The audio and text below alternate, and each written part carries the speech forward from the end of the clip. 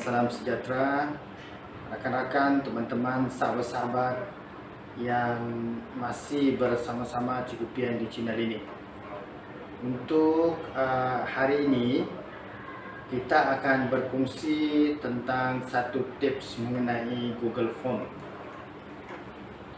Okey, biasanya Google Form ini kita gunakan untuk buat soalan kuis, soalan-soalan latihan, pendaftaran khusus, majlis-majlis tertentu.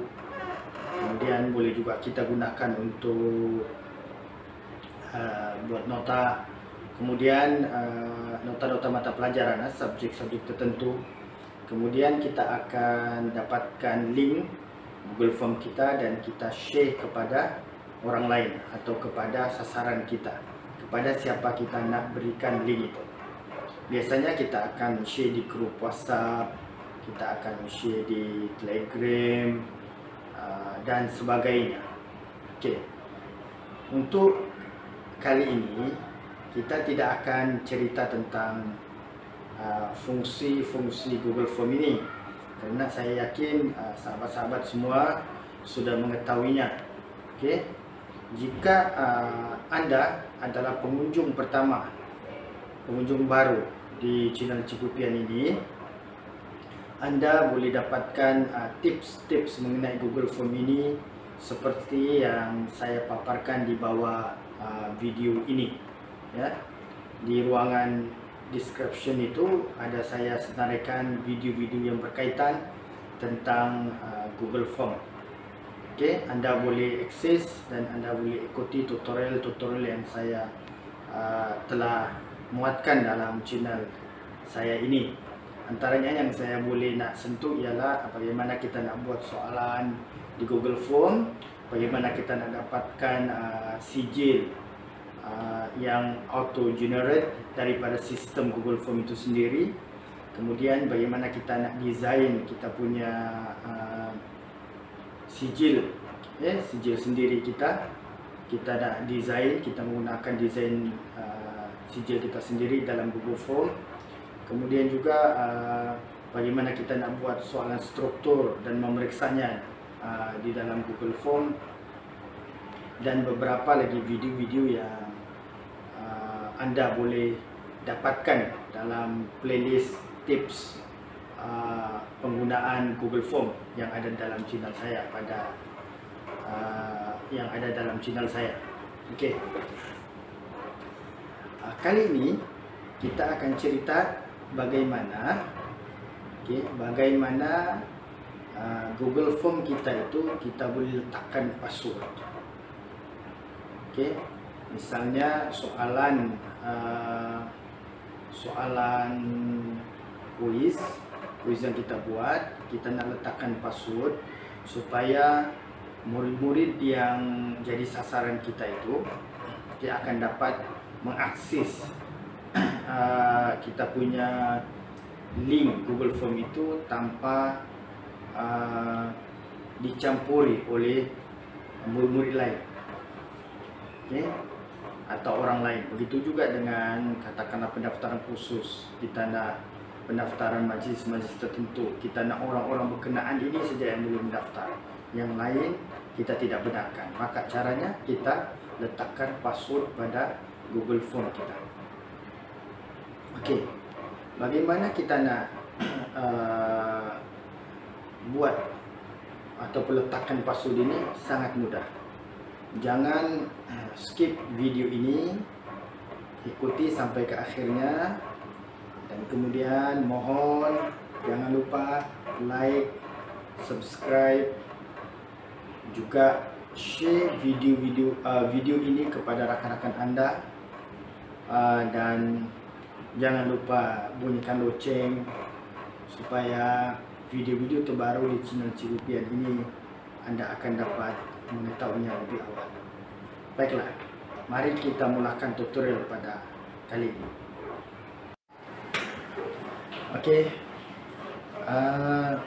untuk permulaannya, perkara pertama yang perlu kita lakukan ialah kita buka Google Form ini. Okey, kita buka. kita klik 9 titik sebelah kanan atas ini. Kemudian kita masuk ke Google Drive kita dan kita pergi New. Kemudian kita ke Google Form dan kita buka, sama ada kita buka file Google Form yang sudah kita siapkan ataupun kita buat Google Form yang baru. Okay. Pada kali ini saya akan tunjukkan bagaimana kita letak password pada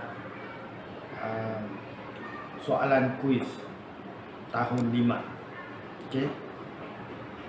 Saya akan buka soalan ini, Google Form ini seperti yang Anda nampak. Okey. Kemudiannya saya akan sediakan satu partition di atas nama ini. Saya akan letakkan password di sini. Maksudnya password ini kita kena setting secara required, wajib diisi oleh murid. Jika tidak, dia tidak boleh akses partition-partition, bahagian-bahagian seterusnya dalam kuis ini. Okey, saya akan letak di sini.